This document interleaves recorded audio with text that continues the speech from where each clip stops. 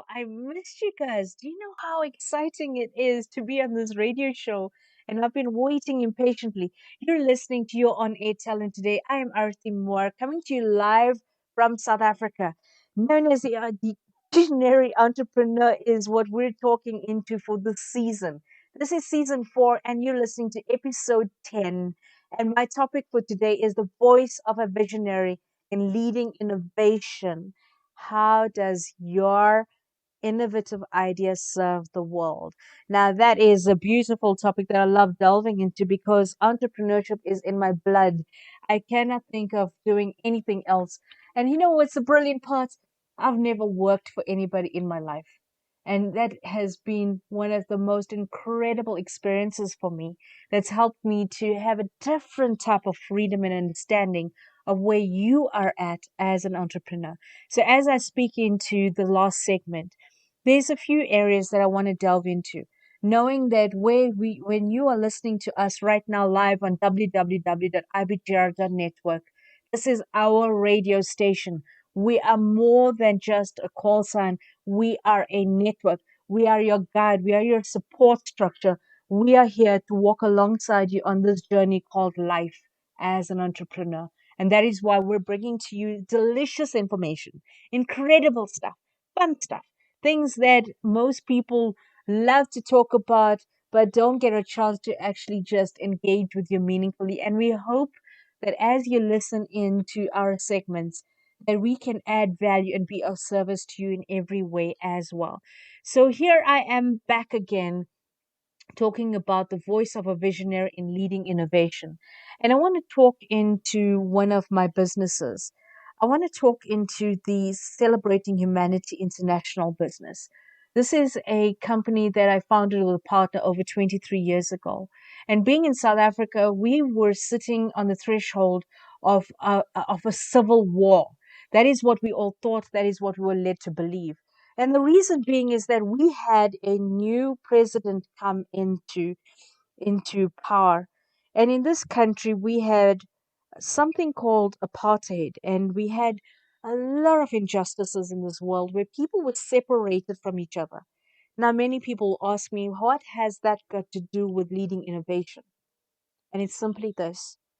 I looked at the challenge, I looked at the injustices, and along with a team of people, we asked the question, how can we bring people together in a country that was segregated and separated?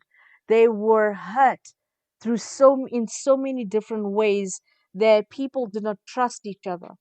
Now, if you think about it right now, what I'm talking to you and the simplicity of it is diversity and inclusion. That is what we created.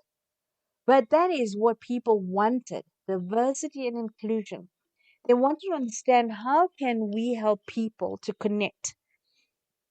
Now that we were in different environments, there's employment equity.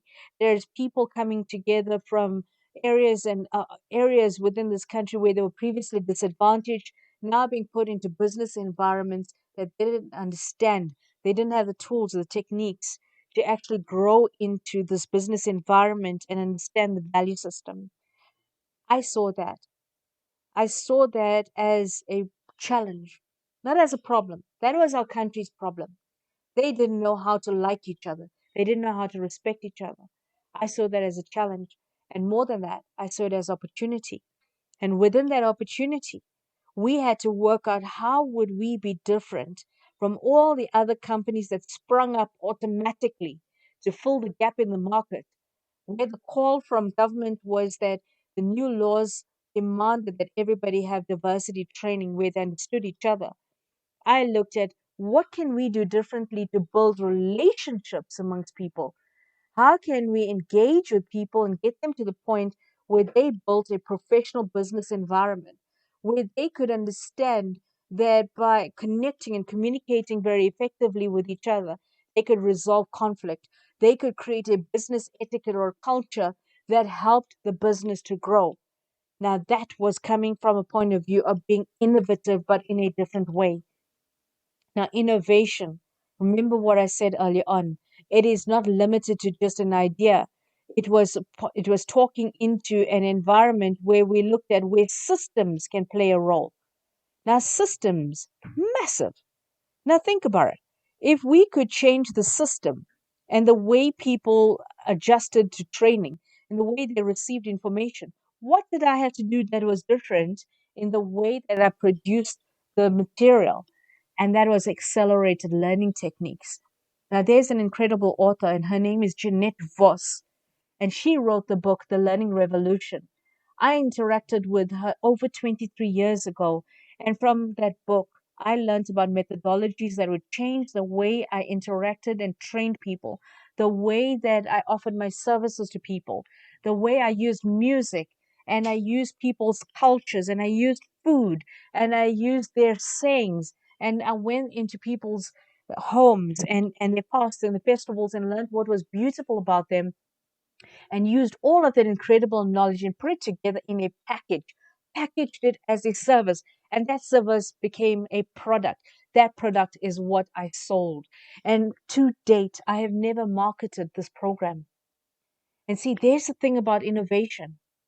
When you have an idea that is so brilliant, what was the key? Diversity and inclusion. Where did we innovate our systems? What did we do differently? We changed our methodology. What did that methodology do? It created far more impact than general training did. And that is what made us unique. That is what made our Celebrating Humanity experience something that allowed people to want to have more in their lives, to implement and to become more successful within their companies in engaging, respecting people in the way they wish to be respected, creating friendships and relationships across department, removing blasphemy, backbiting, backstabbing, interpersonal issues, conflict amongst people, removing racism from the work environment. If removing racism was the challenge, how did we innovatively approach it? And I believe that there's a few steps that I would love to share with you of what I did differently on my journey.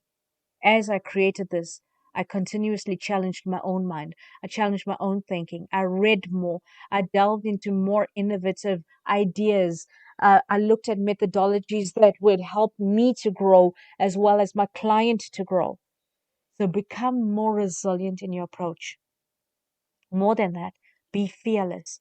Challenge your own thinking and what limits you personally before you can challenge your own people to step up. Take more risks. Move faster on decisions that feel right and keep seeking knowledge to upskill yourself. You see, I did not sit over there and just dwell on what I was limited by. Diversity training, everybody said it's a black and white issue. I challenged that. Everybody said it's racism. I challenge that. Everybody said that people are disrespectful and hate each other. I challenge that. You see, if you want to be an innovator, if you want to be a visionary, if you want to be a compassionate leader of influence, you need to understand that you need to step up. Step up about how you come at this with no judgment and with an openness that nobody can challenge. You see, when we're talking into these areas, I did not listen to people dumb it down to what their beliefs were. I challenged their beliefs because my beliefs were strong enough to know that every single person is worth it and deserves to walk this earth.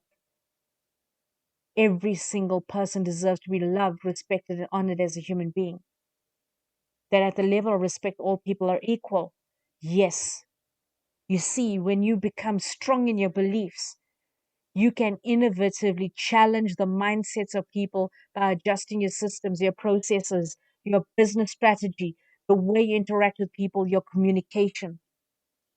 It talks powerfully into what you have access to as a person.